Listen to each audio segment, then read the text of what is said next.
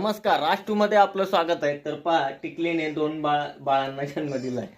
म्हणजे टिकलीने चिंगू आणि मिंगूला जन्म दिलेला. तर पहा, ह्या दोन्ही पाठा आहेत आणि चिंगू आणि मिंगू कसे दूध पित आहे. तर कमाल आहे त्यांची.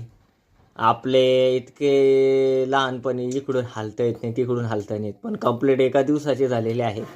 तर कशा प्रकारे दूध पित आहे ते पहा. आणि सध्या त्यांना आता दूध शोधावं लागतं, म्हणजे दूध द्यावं लागतं त्यांच्या तोंडामध्ये. हे पहा, हे घे. सध्या दूध असं तोंडामध्ये सोडावं लागतं त्यांच्या, आणि ते म्हणतात पित्या. जी टेकली आहे, आपण तुम्हाला बऱ्याच व्हिडिओमध्ये दिसली असेल. लय खतरनाक आहे, पण ती आता कशी, आता आई म्हणल्यानंतर आणि तिचे ते दोन्ही लेकरं, त्यामुळे ती काय करते माहिती का, पटकन हालत पण नाही आहे. आणि आई सारखी माया कोणालाच राहू शकत नाही. दूध येऊ राहिलं रे, पिणारे पटापटा. सतत ते गावाचे त्याला चिटकू राहिली. टेमने त्यांचे पोट आहे, तरी पण ते प्यायला तयार नाही. आणि काल त्यांनी, मला वाटतं 24 घंटे पण झाली नसेल त्यांना. काल 2-2:30ला जणलेली ती, त्यामुळे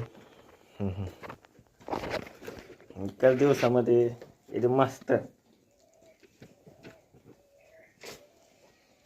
आता यानं स्वतः त्याच्या तोंडात धरलेलं आहे. आणि पहा, असं आहे भाऊ, टिकलीची पहिली पाठ ही आहे. ती आता बकरी झालेली जवळपास.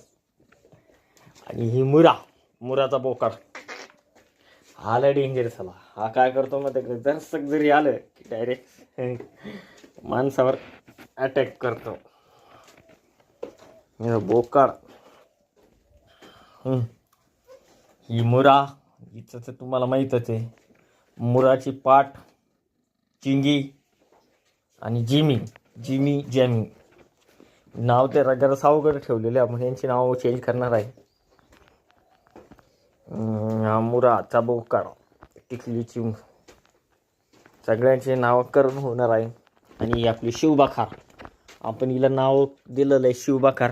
इथे छोटीशी एक मूर्ती आपल्याला वाटतं साई दर्शन किंवा महादेवाची आपण ठेवणार आहे. थोडंसं काम चालू आहे ना या जमिनीचं, त्यामुळे. आणि ही आपली लाडकी धन्नो जिनं मला खूप अशी मदत करते. तिचं दूध डेअरीला जातं आणि तिच्या डेअरीतून मला थोडाफार पैसा पण मिळतो. ती आमची धन्नो. तिची मुलगी पण आपल्याकडे टिकली होती, पण टिकलीला आपण विकलंय. देव करो कुठे असेल तिचं तिला माहिती. चांगल्या ठिकाणी असो.